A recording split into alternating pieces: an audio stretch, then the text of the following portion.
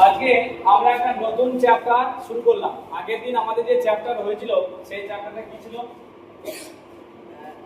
Alphabet, vowel, consonant, semi vowel, word. এতটাই আমরা শিখেছিলাম। ওয়ার্ড পর্যন্ত আমরা জেনে নিয়েছি। যেমন ডি ডবল ও আর ডোর, ডোর মানে দরজা। সি এইচ এ এল কে চক, চক মানে চক, লেখা চক, ঠিক আছে? বুঝলে কি বললাম? H A N D hand, hand মানে ওয়ার্ড একটা। তাহলে ওয়ার্ড কিন্তু আমরা শিখে নিয়েছি। এবার এই ওয়ার্ড ছোট হতে পারে, বড় হতে পারে। ছোটগুলো মুখস্থ করা খুবই সহজ, তাই তো? যেমন গো, জি ও গো একটা ওয়ার্ড। যেমন but, B U T but একটা ওয়ার্ড। বুঝলে আমি কি বললাম?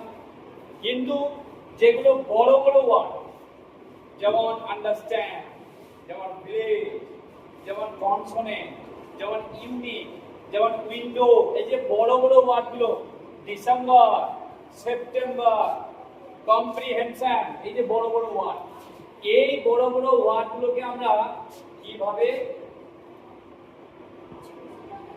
মাথায় রাখবো? স্পেলিং সহ। স্পেলিং মানে বানান। সেটার জন্য আমাদেরকে শিখতে হবে কি? সিলেবল। কি শিখতে হবে? সিলেবল। আজকে আমরা সিলেবল নিয়ে আলোচনা করব। সিলেবলটা কি?